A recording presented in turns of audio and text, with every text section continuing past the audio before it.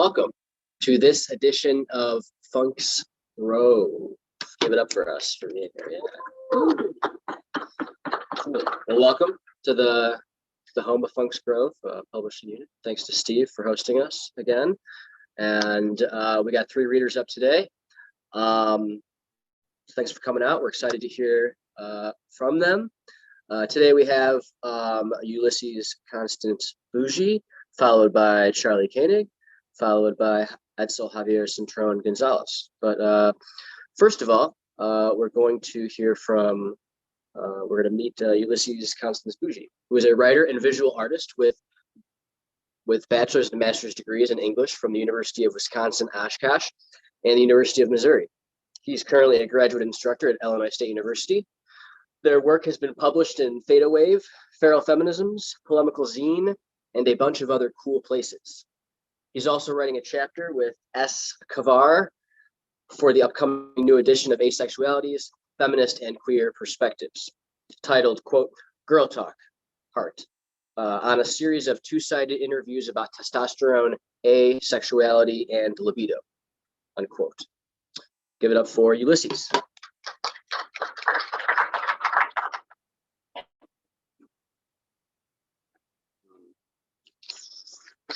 Yeah, I brought a poem I wrote this week and finished a couple hours ago because I wanted to finish it before this. I just like writing like long stuff specifically for reading. So this, yeah. Thank you. Y'all are cool. So thank you. Y'all are cool. Thank you for this and stuff. And I hope you're doing well.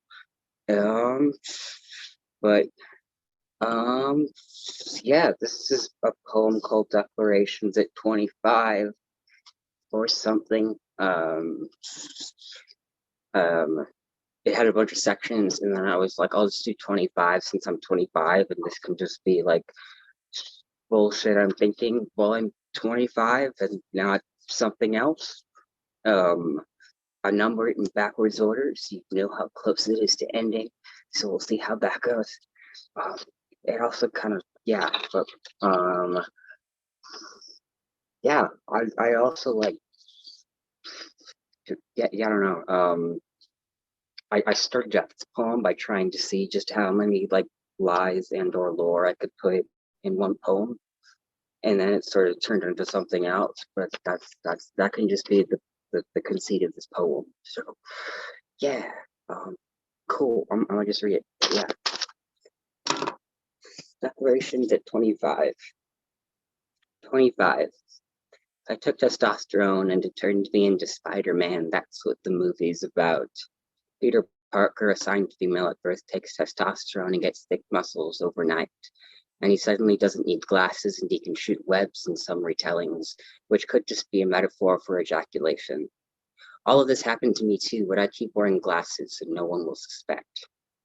Being trans is basically stealing people's faces, in this case a bit of Clark Kent too. If testosterone is so masculine, how come I can buy it?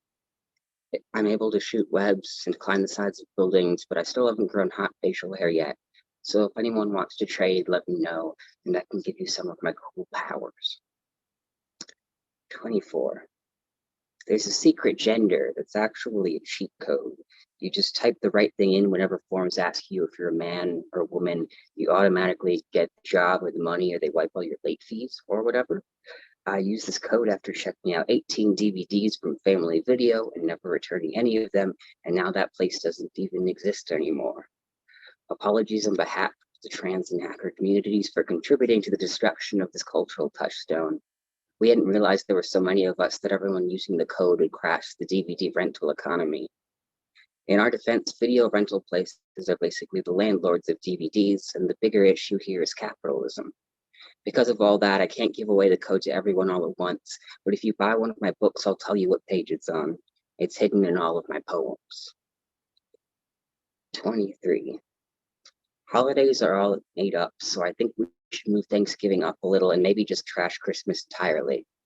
We have Pride Month so everyone can fulfill requisites and Trans Dev remembrance to honor dead trans people, but if there's any holiday we should add to December, it's some kind of trans fuck week.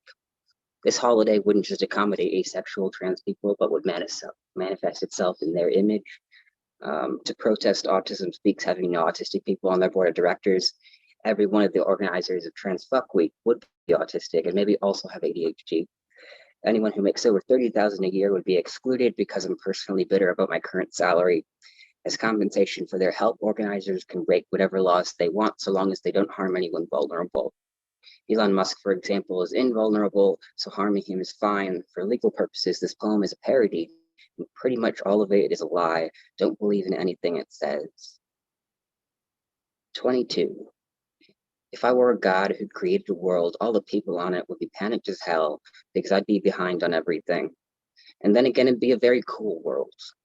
If I'm ever a god, my little world people will all get free weed and it'll just be a very sexy socialist place with cutting edge fashion and accessible buildings, and cigarettes won't give you cancer, so you can totally use them as an excuse for a breath of fresh air if the room gets to be too much.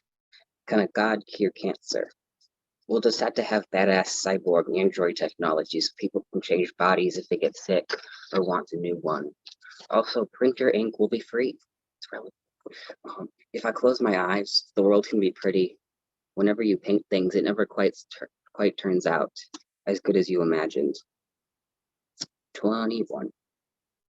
I went to Planned Parenthood for my testosterone, and they had to diagnose me with gender identity disorder so they could let me in the room with all the radioactive hormone spiders.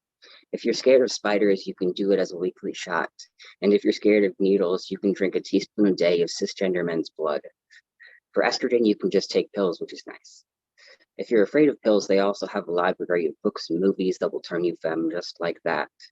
You might be saying to yourself, I've been to Planned Parenthood and I didn't see the spider room, but all the good stuff is in the secret basement below the building.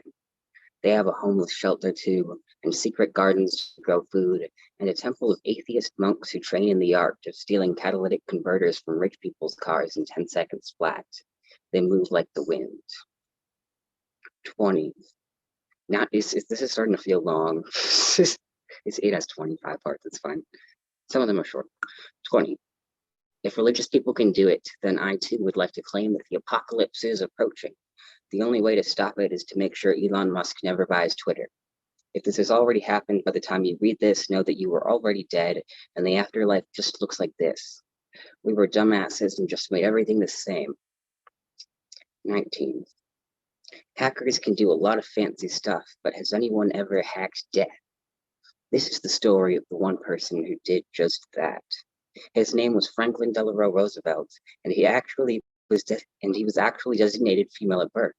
FDR was our third trans president, and one of the first people to point out that vampires could be a thing if we just tried hard enough. He identified as agender, demisexual, and panromantic. FDR was also maybe a furry, but he could have just been a really cool ally to his friends in the furry community. For FDR, everyone in the furry community was a friend. 18. Another iconic FTM American hero is Steve Rogers, aka Captain America. He's done so much for our country, I don't know what I can say that hasn't already been said. In that case, let me use this space to also honor the Incredible Hulk, Sylvia Rivera and Chelsea Manning, all trans heroes in their own right. The trans hacking community wouldn't exist today without them. We are this close to deleting Christmas entirely and look forward to a December of Grinch cosplays, trans fucking, and Hanukkah gatherings. Close your eyes and picture it. Bring it into being. If you think the word Christmas, you just lost the game. Fortunately, the game keeps going. 17. Statistically speaking, every time a trans person fucks, a Republican dies. This is just one more reason to support Trans Fuck Week. 16. This afterlife is meh.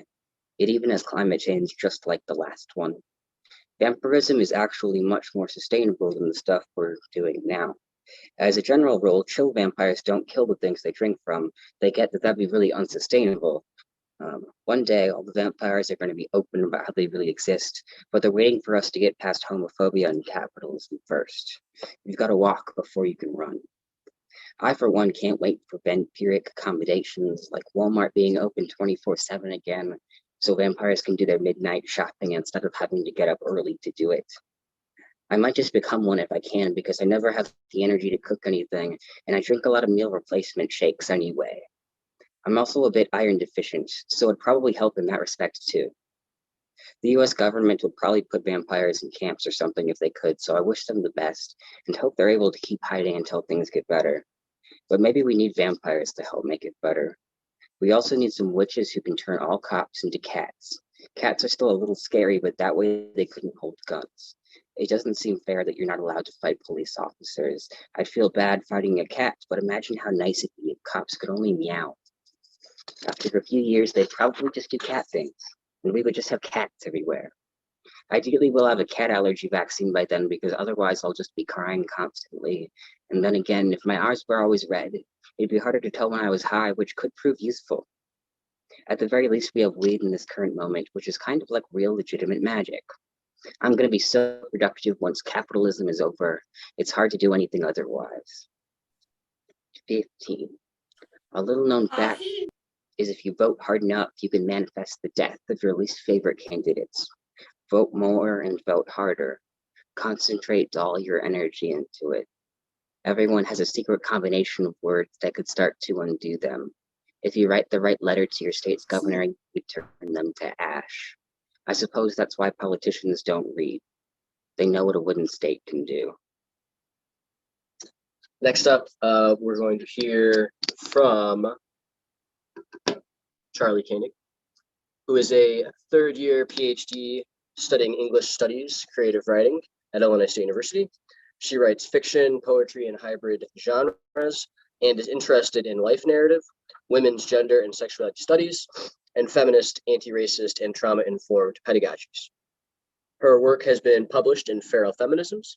She is the author of a chapbook titled All That Unpleasantness, put out by Press 254, right here at ISU.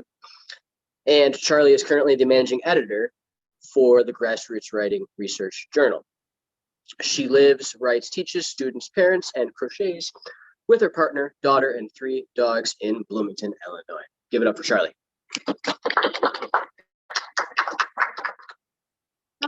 Thank you, Steven. Okay. So I have a couple of different things to read.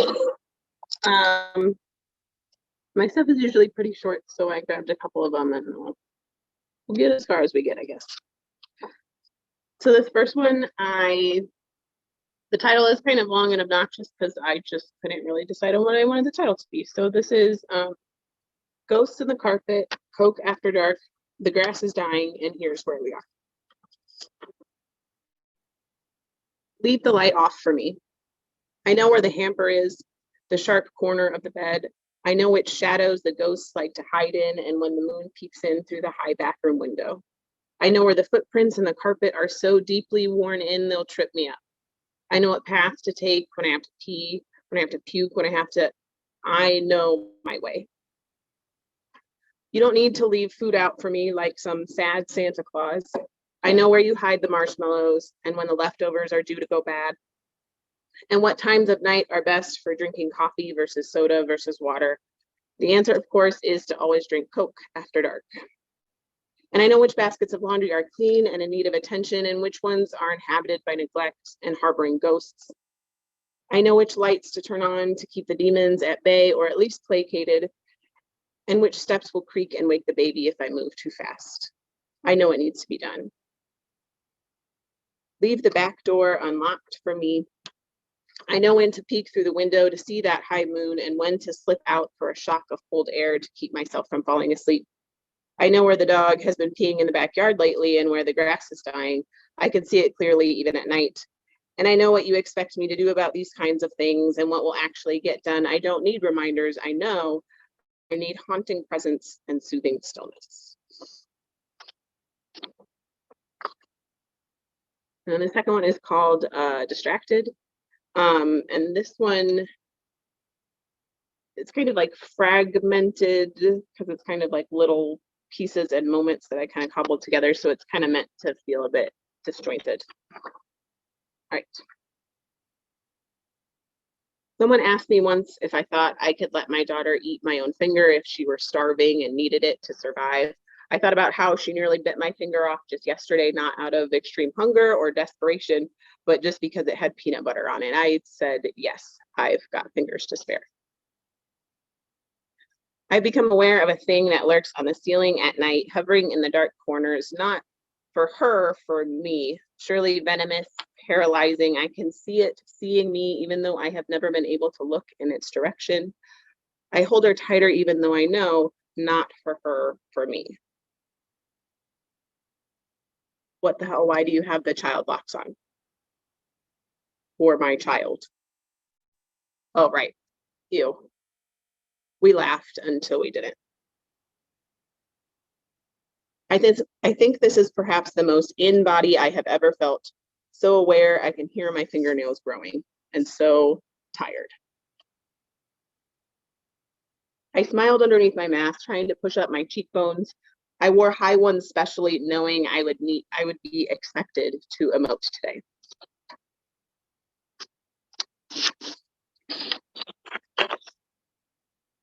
Sometimes I become aware of my patellas in certain ways, like how they would feel kneeling on glass, or how one seems to slide around a bit more than the other. It makes me walk funny sometimes, and that's when I know it's time to change them out. Perhaps for a tougher pair, more rugged pair, perhaps the ones made of solid oak or stone, nothing supple. I'm not a shell, an empty husk, a cup to be filled, partaken of, emptied, filled again, a container I must satiate and maintain myself before offering to others endlessly. I am modular, compartmentalized, disjointed, detachable, disassembled, digestible. A stitched together Frankenstein Sally doll corpse bride I can make my own at Build-A-Bitch, filled with flaws and attitude, constructed and just as easily undone.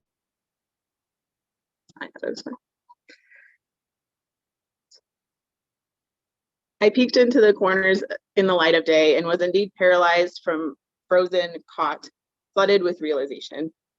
I found pieces of myself, an extra pair of eyes, some body hair, spare hips propped up in the closet for safekeeping, the thin kind that I wore before, the thin kind that won't accommodate a head measuring in the 99th percentile. She reaches for them, not for her, for me, trying on, trading out. The perk of modularity is I get to be different things, not for her, for me. Like a shapeshifter, but one whose shifts and shape leave marks they show through popped stitches, thread torn and frayed, loose filling strewn on the floor, a couple of kidney stones here, what was once a placenta over there. Not to mention the scarring choking that comes from those sudden unanticipated demands to change to fit a new mold, the ones that require resourcefulness, that drain the resources, but leave one full up again, now stuffed with sawdust and rusty nails. So I may contain things, but it is never a question of full or not.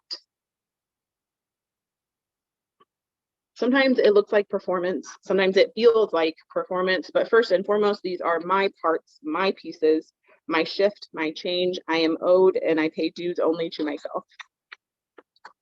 Except when I give of myself freely to her. She can have all of me, every piece, until they become more her than me, until they crumble and fall apart. And when there is nothing left to swap out or pop into place, she will know it's time to put my name to stone and go off with the parts she has taken in and immortalized. Oops. All right, that's the other one. And this one's short, and it does not have a title yet because titles are hard. But this one is like kind of different because I kind of set it up in columns. So I like to read it once going left to right, line by line, and then once going down each column. Don't look over there. There are cracks in the bleeding stained glass. The key to peace is only gaze where the colored light hits quietly. This is real healing. Don't look, there are cracks in the glass. The key to gaze quietly. Over there, crack, bleeding piece, where the colored light hits, this is real. A crack stained is only healing. So those are the pieces I was gonna read. And then the last thing I was gonna do, because I knew those would be pretty short, is, well, I was kind of inspired last time by Edcel because he read like an in progress piece, and I was like, oh, I kind of want to do something like that. And so, well, sometimes what I do when I'm like not actively writing, just like out living and doing stuff, is if I get an idea or like think of an image or line or something, I will like text it to myself to save for later. And then later when I am like sitting down actually writing, I might like reference that or pull stuff from it if it works. And so I sat down to do that today, and I was like, you know what, it will be maybe more fun and entertaining for me to just read the text themselves, because out of context and on their own, they're pretty random and entertaining. So, and for full transparency, I'm not going to read all of them because some of them are trash and some of them don't make sense. Not that the ones that I am reading are good, but just there's been a little discernment. It's not that much vulnerability. I had a line. Okay. Let me go back a little bit. I'm also not going to read you the passwords that I texted to myself, so I won't forget.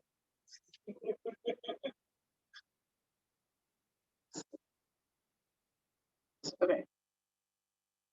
This person, I think, was maybe a title suggestion. I don't know. Oh, did I lose it? No.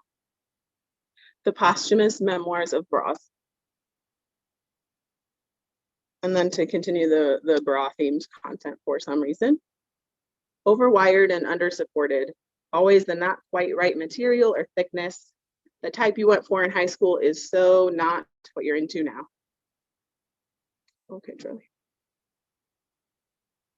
And then this next one. I'll tell you your fortune, reading the dregs of your nitro cold brew. You let them settle at the bottom of your paper cup as you dive into cream with confidence.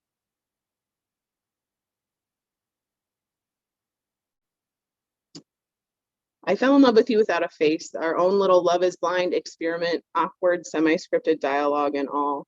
Maybe it's because you always smile with your eyes, cheekbones emphatically bursting over the rim of your mask. Maybe not always, maybe just for me.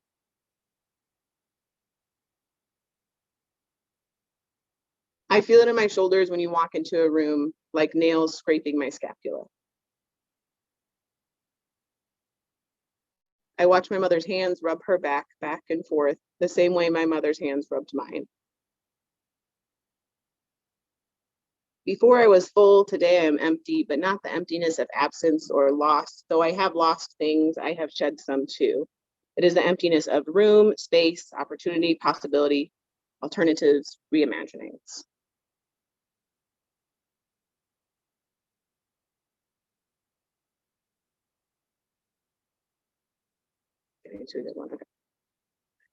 I drowned my knees in pools of moonlight, kneecaps gasping. This one's just one line. I have no memory of typing a lot of these, but cakes in the night. I don't know what that means, but I'm gonna use it sometime. I can feel your tears glittering like cold crystals in the dark. Sorry, I'm like shaking the Zoom camera. I think of you when I stand outside at night in the cold, the ghosts of your hands running up my bare arms, sticky like fleshy grapefruit, tacky like fish scales.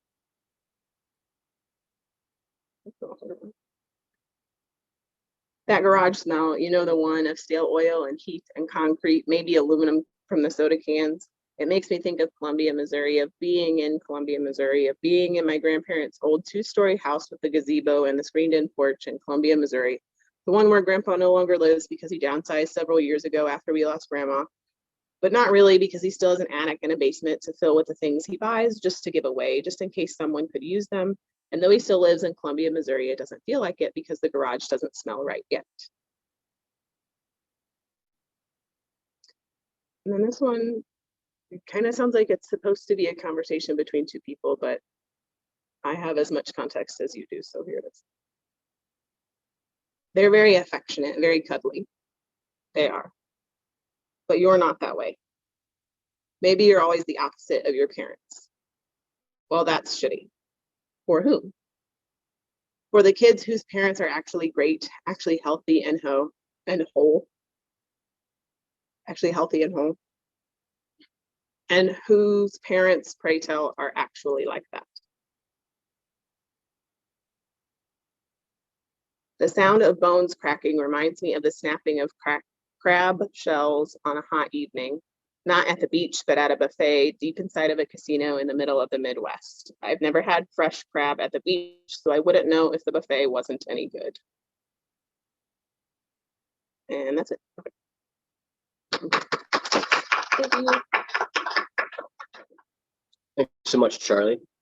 It's always so beautiful when we can use this space as an experimental time and get some brand fresh, well, whatever, brand fresh stuff out there, brand new, fresh stuff out there. Our final reader of the evening or late afternoon is going to be Edcel Javier Cintron-Gonzalez, a proud Puerto Rican scholar and a graduate worker who is pursuing a PhD in English studies with a focus in children's and young adult literature.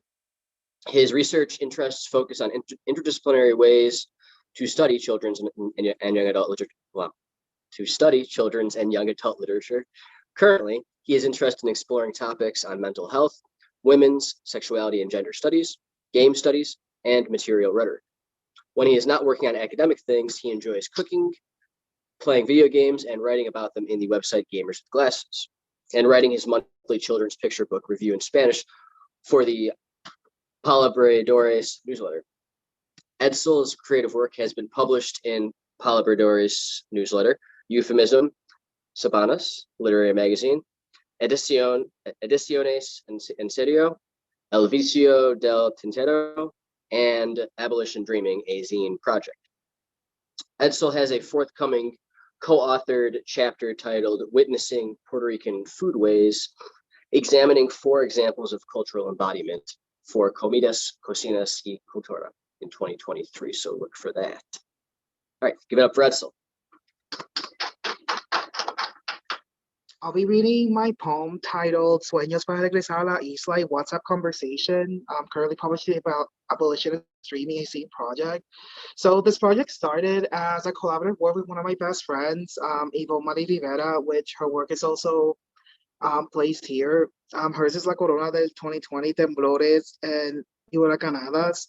So it's really interesting because both of us applied to this with the idea of showing 2 very different Puerto Rican perspectives of what's happening on the island, mostly due to the aftermath of Hurricane Maria and kind of like the ongoing struggle that us Puerto Ricans suffer because of how bad the electric system is and the corruption of the government, hiring an outside company called Luma, and them not doing a really good job with reestablishing the electric system. Basically, this means that even if we're not in hurricane season, we will easily lose electricity almost daily, 8 hours or more without electricity, which means like appliances, kind of like, I was gonna say burning out, but I mean, basically getting, destroyed, like fridges and stuff, like food waste, a lot of financial needs for a lot of people, hospitals and stuff. So when we started, we developed these 2 very different projects. In my case, and also the original idea was that as a scene project, they were developed as WhatsApp conversations. This is an example of my friends using basically all the conventions of WhatsApp, how it looks like. So that gave me the inspiration of writing mine as a WhatsApp conversation. And I just wanted to acknowledge that.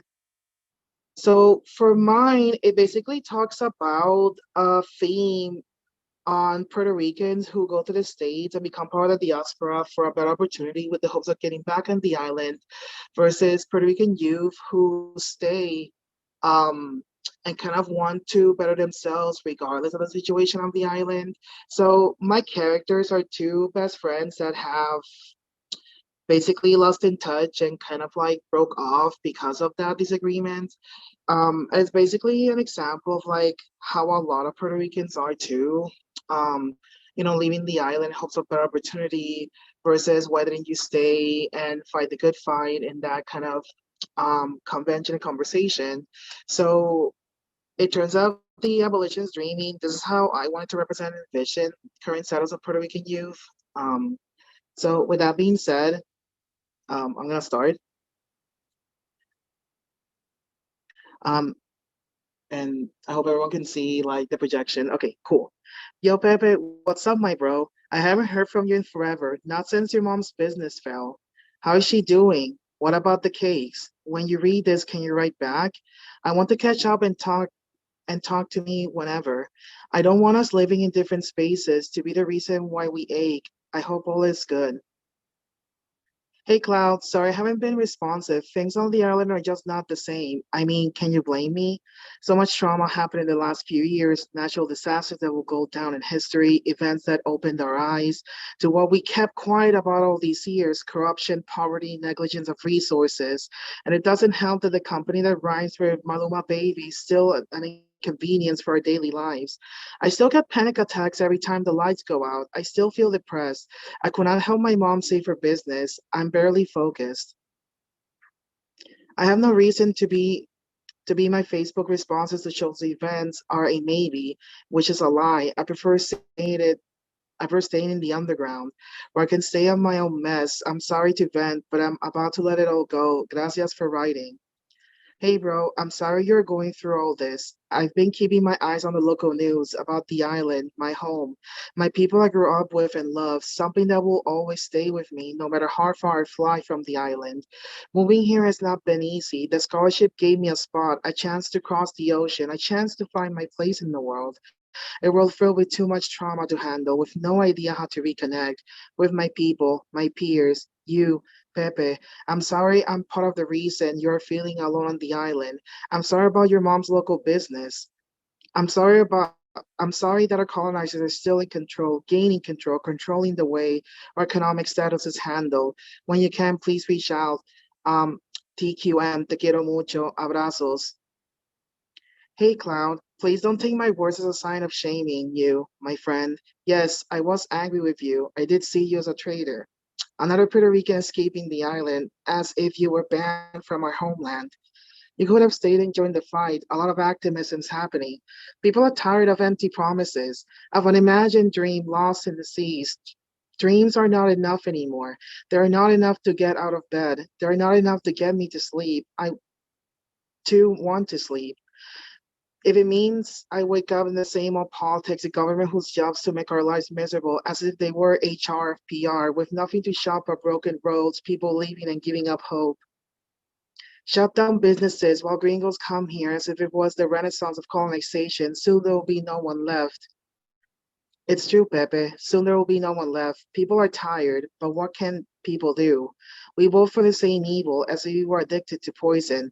The need to be involved with drama, a dependence of generational trauma, which is synonymous to the spices we use to season the food we cultivate as people. When will our people be awake enough? When will we truly fight for our rights and not treat it as another trend on Twitter? You may call me a traitor for leaving, but can you blame me? I need to do what's right for my family and myself. I also had a choice to make a difference in my life. And if that means never having the opportunity to return to my island of enchantment, then this is a magic spell, no, a curse. I'll handle for the rest of my life. Good night. Cloud, if there was a way for you to come back, to chill with my homie, to drive to Playa Bougie, experience the clear ocean waters, the ones that are the best at this as the sun rises, or the icy waters of the ponds at Ponce, the ones we use to refresh our minds, body, and soul, the real mindfulness that connects us to our Taino roots. Back home where we don't have to use labels based on our skin color, are people who know the true meaning of multiculturalism. I'm sorry if I called you a traitor. I just miss my friend. 1 week later, December 10th, 2021. Pepe, ¿vistes esto? Link to Facebook video. What is happening? Cloud, no sale preview del link que me enviaste. Dame break. Lo voy a mimito. Está muy bien. Please get back to me as soon as you can. Finally, someone said it. This is something that has been going on for ages now. Another way for people in the mainland to steal our land and make a profit out of it. What do you mean? Profit? Stealing land? Why is Logan Paul in Puerto Rico in the first place? To avoid taxes, to avoid paying money, but at what cost? Think about it for a second. Why do you think my mom's business closed down? Why do you think my mom and I spent countless hours baking at our local bakery, promoting ourselves on social media just to take a little extra cash? No, far from it. We need the money to pay the ridiculous amount of tax money that comes from owning a business, as the video said. Gringos come to our island to avoid paying 37% of taxes. In PRP 0, Act 22, the promise to better economy never happened. This is awful, Pepe. What are the people doing about this? I just rewatched the video. The prices of living keep increasing. I always thought buying a house was tough, but if you look at how much homes are in PR, are now impossible to go back to live on the island. Our islanders, our sisters, our brothers will be forced to go away. Not if we speak out, not if we do something about it. We have to stand strong as a community, bring ourselves together, collectively, join and support each other, make safe spaces to educate our people on what is happening. Not only that, Pepe, we need to join forces. We need to march together, show the government that we are tired. We have a voice. We are together. We want change, real change. In that case, Cloud, I welcome you with open arms as we march for our rights this upcoming summer. I miss you, Pepe. I can't wait to march alongside you. Thank you. Thanks, Edcel. And thank you to everyone that read tonight, to Ulysses and to Charley, and again to Steve for hosting us, and to everyone for coming through. It's good to see y'all. We'll be doing this again next semester, so be on the lookout if you are interested in reading with us, because we definitely would like to have more folks reading. And so we're gonna have that out. And also I will just say we also have a reading in this space on Tuesday, so be on the lookout for that. But have a nice weekend and take care.